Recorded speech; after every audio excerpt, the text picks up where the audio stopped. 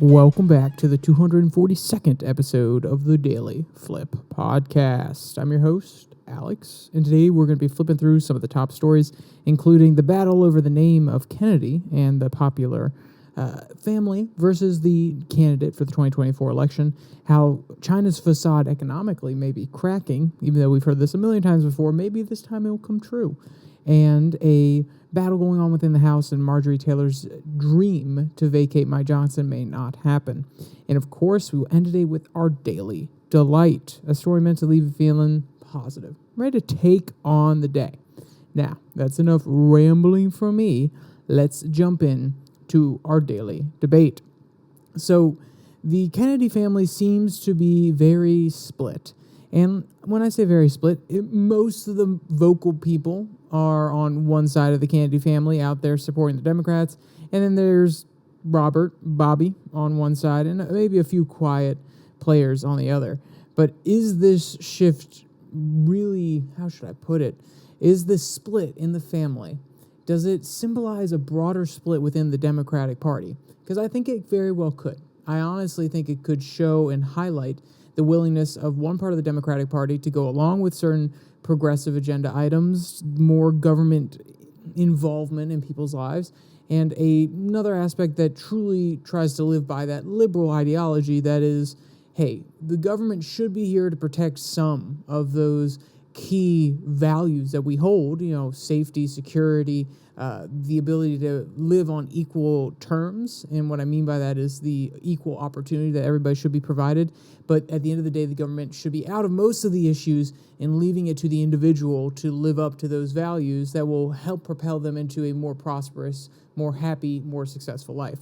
And this split is apparent in a lot of different conversations in the Democratic Party, but they tend to go one way or the other when it comes down to publicity. The loudest names tend to be the ones pushing a little bit more of a progressive agenda. Think your Hakeem Jeffries, think your Ro Khannas, your AOCs, your Sanders. So at the end of the day, RFK may actually symbolize the return to, even though he's running as an independent, that middle-of-the-road liberal that we saw throughout most of the 80s, 90s, and, maybe a Bill Clinton third way, quote-unquote, even though I think that's a little silly. I think, honestly, that was just the era of the neoconservative consolidation, but whatever, it is what it is. So that's enough on that one. Tell me your opinions. Tell me if you see this split, if you don't see this split, am I crazy, so on and so forth. Let's jump into our first article that comes from Axios. And for anyone that reads Axios, you know how they like to do their articles. They kind of break it down piece by piece. There's sometimes a lot of writing, but not normally. It's kind of bullet points or a few little paragraphs interspersed between a few different talking points. So obviously, I'm not going to read the entire thing, and also it's not the longest article in the world. We're going to expand upon a lot of what they're talking about here.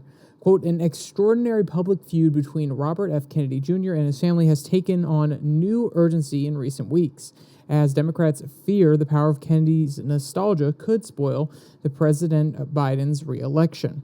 Why it matters. RFK Jr.'s independent campaign is drawing an average of 10% in national polls, most of which former President Donald Trump is leading. So they're saying he's leading most of those polls, and the 10% is coming out of the aggregate vote total. Fearing he could tip the election to Trump, America's most prominent political dynasty is at war with its own. And of course, we've seen the comments from his sisters, from, I believe they would be his cousins, maybe not all of them his cousins, but lots of different comments from within the Kennedy family that we don't agree with all of Bobby's vaccine policies. We don't agree with where Bobby stands on this, that, and the other. We don't necessarily think that there needs to be heavier regulation and more oversight of the Food and Drug Administration and their workings with large pharmaceutical companies. Now, have all of them said that? No, there's been a few tweets here and there on plenty of different effects. what I think is really interesting that the article highlights, which, I mean, you should keep in mind, is that some of the Kennedys actually currently work for the Biden administration. Quote, 3 Kennedys serve in Biden's diplomatic corps. Joe Kennedy III, Special Envoy for Northern Ireland, Caroline Kennedy, Ambassador to Australia, and Victoria Kennedy, Ambassador to Austria. So obviously the Kennedy family still has pretty strong ties to the Democratic establishment there in Washington. And when you're a political dynasty, I mean, of course, you're going to stick in there, you're going to get your bread buttered where you can, and you're going to lend your name because your name does have a large amount of weight. I mean, the president who bore your name was assassinated. One of the leading candidates who was kind of a populist, Robert Kennedy Jr.'s father, was a really strong candidate who was gaining national support before he was also assassinated. So the Kennedy name comes with prestige, if not prestige and sympathy, or at least infamy, fame, because of the legacy behind the family, not just their it would have been, I believe, Robert's father or grandfather, who was I don't want to say a mafia leader, but he was definitely into some of the more illegal side of activities in New York and in the Boston area. And he used this political power, or this, I would say, behind-the-scenes political power, in order to get his children into politics after they came out of their military services. So there's no doubt that there's a lot of intrigue about the Kennedy family. It's a dynasty of not just politicians, but also power brokers.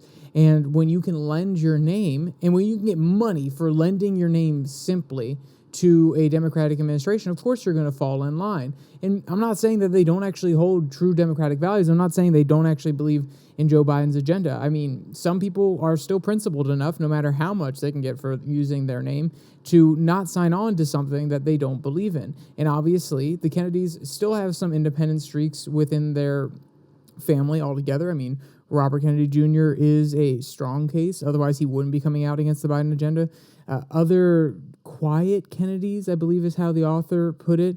The other side, RFK has downplayed the political divisions within his family, telling NBC News last month that they were raised in a milieu where we debated, and everyone is, quote, entitled to their own opinion. Rob Lucario, director of RFK Jr.'s Latino outreach team, told Axios that many Kennedys are supporting the campaign in spite of others who are essentially employees of the Democratic Party.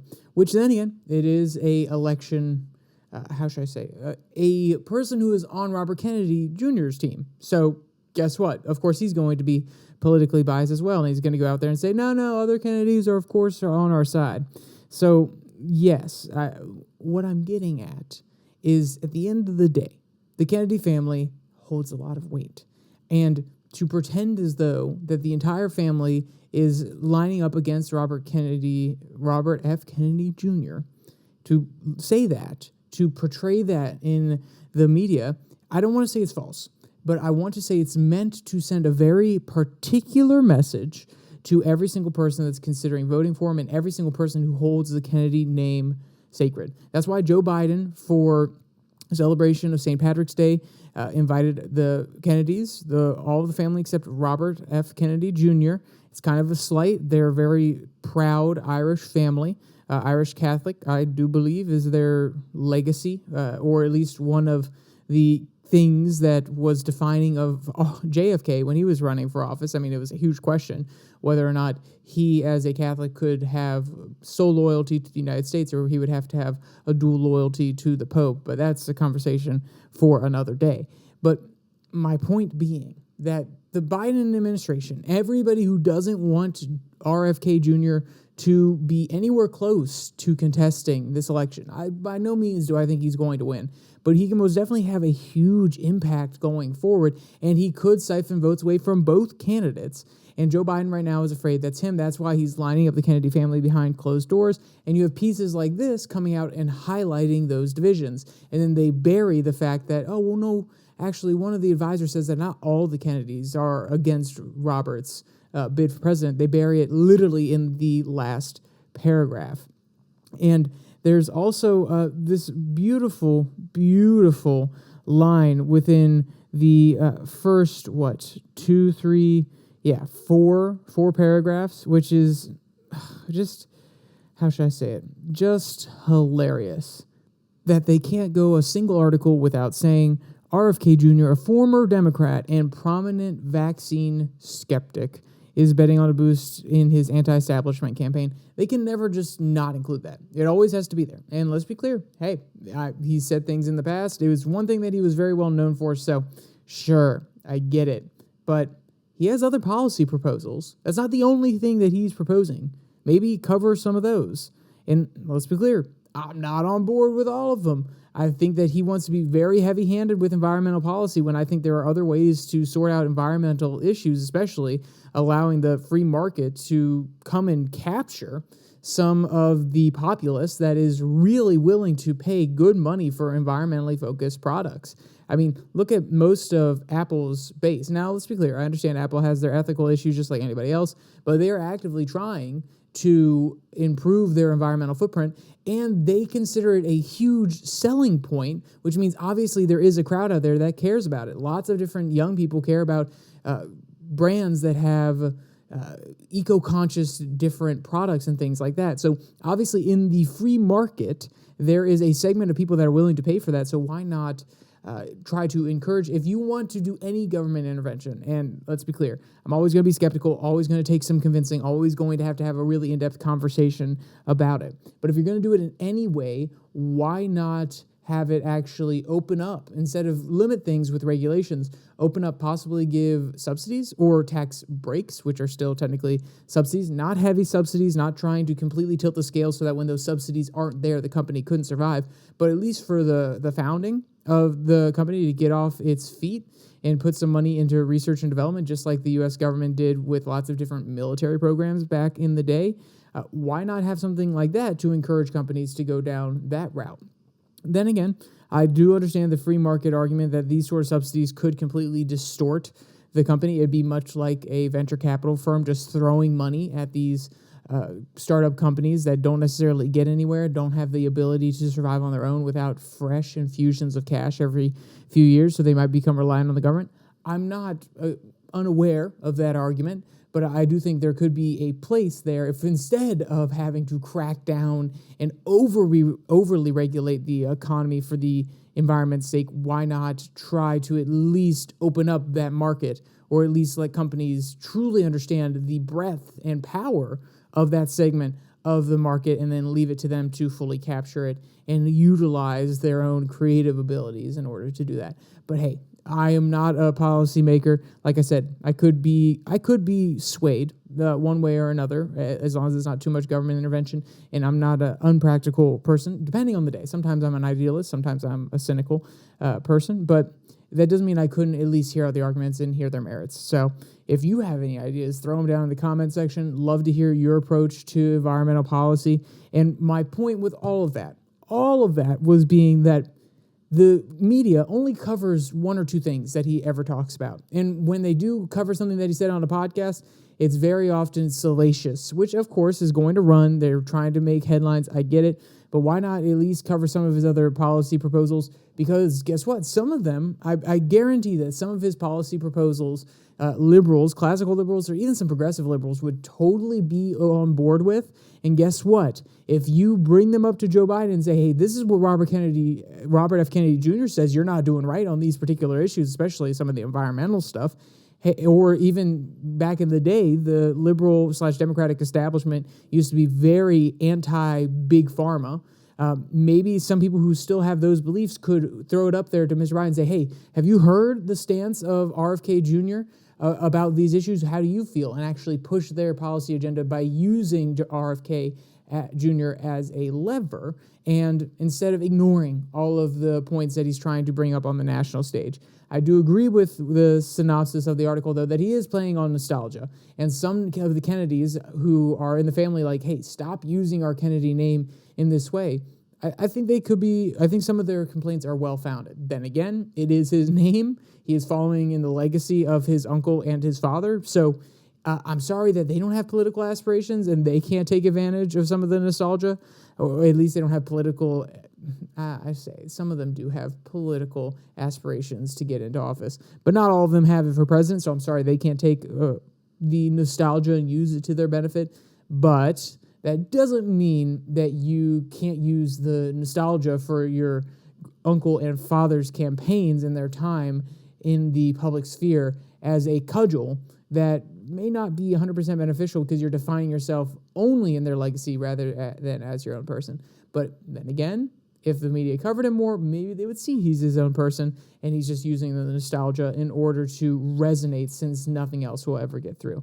I think all of those are good possibilities. The split is very interesting for sure. We'll see how his campaign comes out. I think that at the end, he's going to end up taking more from Trump than Biden. I think the Biden coalition will actually consolidate. Not saying that the Trump coalition hasn't grown, but I think he'll take more from Trump, especially because of the anti-establishment populace that voted for Trump in 2016 and may have been dissuaded in 2020. Because now, even though he says he's not a swamp monster, some people could see him that way. He's been in the political world. He is ever so more delicate with how he dives, and dodges certain questions, especially some of the abortion issues. And he definitely sounds more like a politician than he ever did when he was first coming in to office.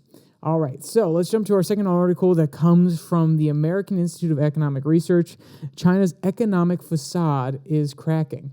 So how many times have I done articles like this before? Remember when Evergrande collapsed? We covered that. The fact that this shell game that the Chinese government was playing by helping fund these real estate developers who were using the current down payments of apartments to pay for the next complex of apartments, and then doing this cycle over and over and over again. It's kind of like a pyramid scheme. The second people stop paying down payments and buying apartments before they are even fully built, you can't actually get the money to build those apartments anymore. And that was seen as a huge segment of the Chinese economy. I mean, they had a pretty large housing bubble.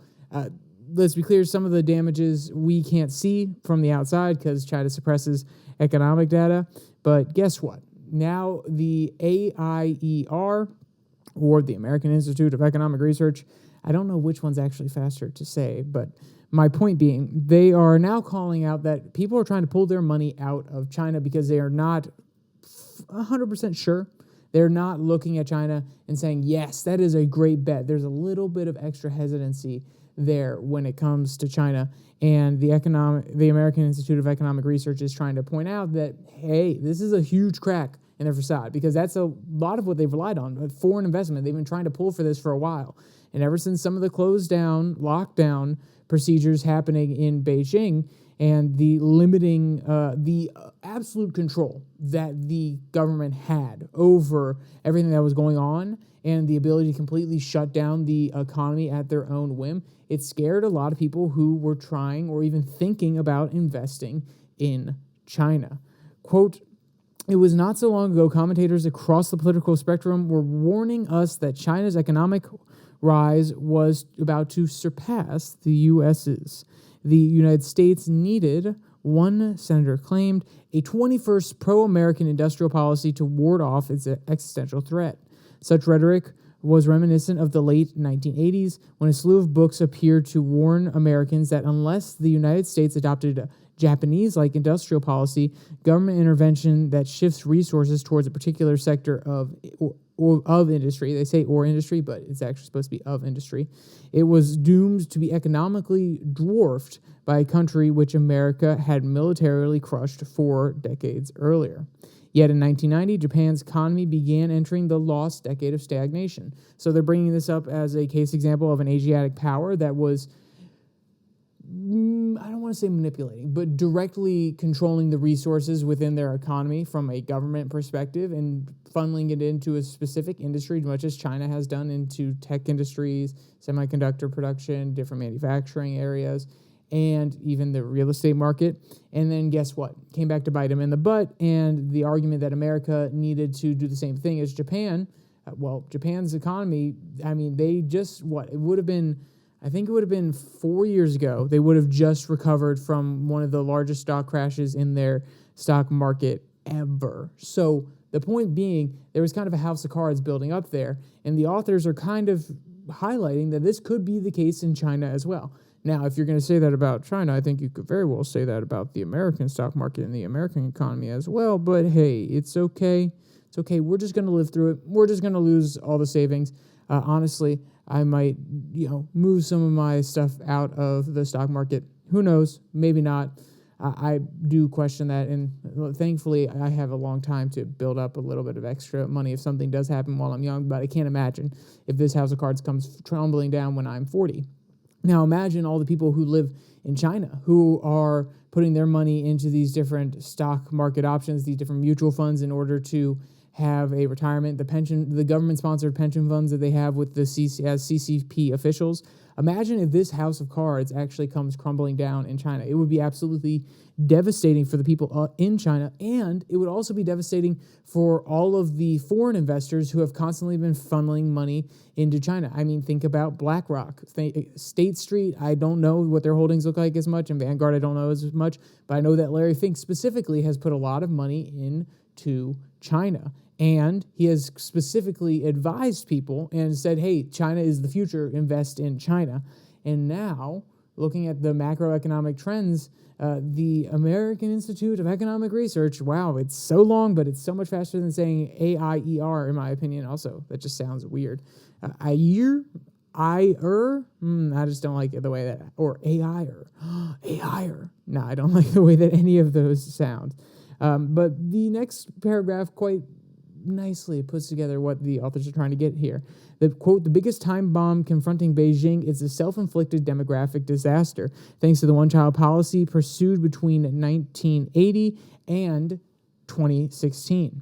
China now faces all the complications associated with an upside-down demographic pyramid in which an increasingly elderly population is supported by a shrinking pool of younger people. And that's not something that just China's facing. I believe one of the only countries that is designated to be in the first world economies, and let's be clear, I could be wrong about this, but I'm pretty sure India is. They are one of the only countries out of all of them that actually have a non-inverted pyramid when it comes to their population. They are still growing with fewer people below than up top, so to speak. And I guess the way that you would picture it is that if the bottom of the pyramid is the old age, then it's a smaller number than the top of the pyramid that is the young age, or if it's the other way around, then, that's actually how you normally reference it. The youngest population is on the bottom, the oldest population is on the top. So from that perspective, it looks like a pyramid. There's lots of young people, and there are fewer, there's not lots of I'm not saying there's not lots of old people, but there are fewer old people than there are young people. And if you look at something like the United States, it's not necessarily a fully inverted pyramid yet. If you look at natural birth rates, it would probably be getting closer to an inverted pyramid, but it's kind of leveled out because of immigration. China's looking at demographic collapse. South Korea, Japan, most of the European countries are dealing with this sort of demographic problems. And we don't necessarily know how to reverse it, honestly. It's going to be a big challenge of the 20th century, the 21st century. It's going to be a huge, huge battle that almost every single developing and developed nation is facing.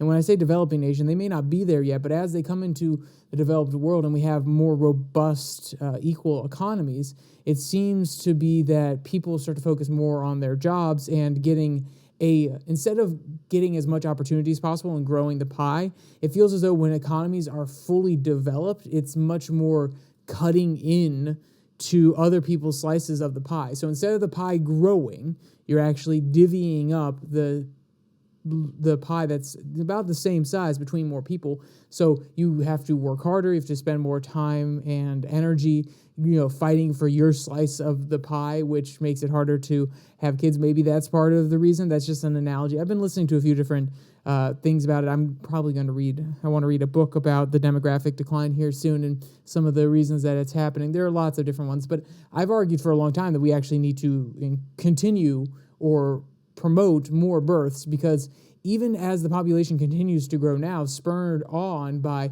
a lot of these different economies finally getting into a place where they are able to get all the resources they need, where there's money flowing there, where there's more peace, so on and so forth, all these things that facilitate the thriving of economies and the growing of civilization. Eventually we will hit a point where they also get to the place where their economies are so developed that they're going to start having declining birth rates. So we need to start addressing this now, because at the end of the day, I don't care who is the largest populace. I don't care if it's India. I don't care if it is South Africa. I don't care if it's Australia, if it's Greenland in the future with global warming. I don't care where it is, Argentina, Brazil. It doesn't matter. The fact is, the trend seems to show us, and let's be clear, Malthusian trends in the past have said, oh, it's all going to come to an end. So just looking at a trend doesn't mean things won't turn around. But from what it looks like now is as economies become more developed, they come out of the place that they're in now, they start to have declining birth rates. Sometimes it's forced like China, which is coming back to bite them in the butt now, or it's just a natural repercussion of a hustle-bustle economy where everybody's focused, more individualistic and focused on their own world, and they don't necessarily have time for children, and they want to be able to provide a healthy life for those children. It can be difficult in really developed economies to really pay for some of these services, so on and so forth. And we start to have less kids. And if this trend does continue in every single country that comes out of the developing world and goes into the developed world, where they come out of the global south and they go to the global north, whatever fancy words you want to use, whatever fancy phrases you want to use. If I sound like a stupid person using terms from 5 years ago, great, don't really care. My point being, if this trend continues, then we will start to see population overall decline. And sure, maybe that will make it more abundant for the people who are born into our great planet. Maybe there will be more things for that smaller segment of the population. But I think that we seriously need to address this if we want to continue to grow as a species and reach beyond this beautiful planet, and also just propagate and increase the likelihood that we have more smart people. I mean, the less people you have, so if you have a 1 in a million chance of having really smart, like a 1 in a million, oh wow, look at that statistic, a 1 in a million genius, and you're only having 2 million people a year, that's 2 times out of the million that you're going to have that genius. That's probably the likelihood. Versus if we continue to have more and more and more people, then we can have more of those smart individuals. Now, yes, that does include the bad statistics as well of people who are less than savory. But my point being, the larger the population, the more developed we can all become together.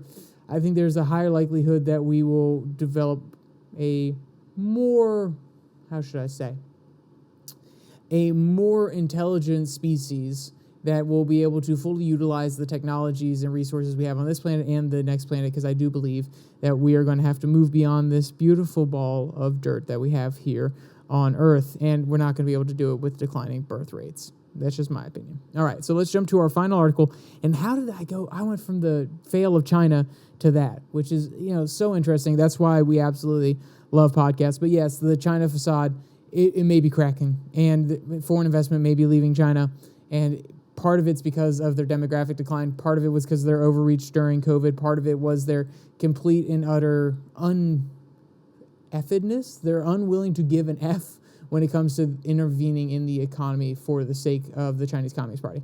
All right, so our last article comes from Raw Story, and it is, it's about Marjorie Taylor Greene. Whether or not you like MTG, you definitely know that she is causing a little bit of ruckus. Quote, Rep. Marjorie Taylor Greene took aim at House Speaker Mike Johnson and threatened to strip his power, and a veteran Republican congressional staffer said Georgia Republican lacked a coherent strategy and would only cause more chaos. My question is, because she literally goes on in here to say, quote, I don't think that he has a plan, and then guess what? Wait, where is it? I want to actually read one thing she said. Quote, I don't know who it would be. I just don't want it to be Johnson. And she basically says that at the end of the day, it's not really going to change that way. It's not going to change anything. At the end of the day, it's actually doesn't matter. She just wants Johnson to be gone. I'm like, So you just want to cause chaos. You just want to be in the headlines for a little bit. Just like Matt Gaetz wait, let's be clear, Mr. How should I put it nicely? Mr. Former Speaker, and we will leave him unnamed because he resigned in disgrace. I'm just kidding. He didn't really resign in disgrace, but he resigned, and he kind of left his party high and dry. And Gates was coming after him for not dismissing one of the ethics complaints or investigations into Gates. That's at least what McCarthy claims. And now Marjorie Taylor Greene's like, oh, okay, hey, Gates got a little bit of attention for a little bit. Let me come after Johnson. I don't know if this is a principled strike. I don't know if this is her saying, no, we have to go after him for spending too much money, or this is her being cynical and political. I don't know. I don't really care. I just think it's a stupid political move. But hey, Marjorie Taylor Greene is allowed to do whatever the heck she wants to do. She is a strong, independent Georgia woman, and let her get some headlines for a little bit, even though it's absolutely idiotic. Because at the end of the day, whether or not you like it, the speaker is not supposed to be the best friend to one contingency or another. He's trying to make sure that the party gets reelected, is represented well in the House, gets through conservative points, and gets concessions from the other side who don't necessarily agree with all the policy prescriptions. And guess what? Your majority is not that strong that he can really just do everything on a partisan basis. So that's the truth. All right, let's jump to our final article that comes from SWNS, and the headline reads, "Dog with no eyes, still homeless despite 70,000 people viewing the viral video." And this is a adorable video of Benedict, who lost his eyes due to a surgery, and he is currently at the Immingham Dog Home. You can visit their page on Facebook, and if you want to go to this article that lists everything out, all the places that you can find all this information, if you want to adopt him or anything like that, he is an absolute cutie, absolute lovely dog, even though he doesn't have any eyes. So if you want to find that, there's a link in the description below that like and subscribe button where you can find this article as well as all the other articles from today. There's also a link to the Twitter at Your Daily Flip, where I post a Twitter tirade every Tuesday and Thursday. This last one, so it would have been Tuesday, I tested out a segment that I'm probably going to do on the podcast called Dip, Dive, Dodge. And if you want to hear all about that, it's more of like a little game, little fun thing that we can do because, things have been getting more and more serious as we go into an election year. Things are going to get more and more serious. We need to have a little bit more fun, a little bit more joking around. So I tested that segment out over there on the Twitter tirade, and we'll see if it makes its way into the podcast anytime soon. So with all that said, there's only one more thing to say. Stay safe. Don't die.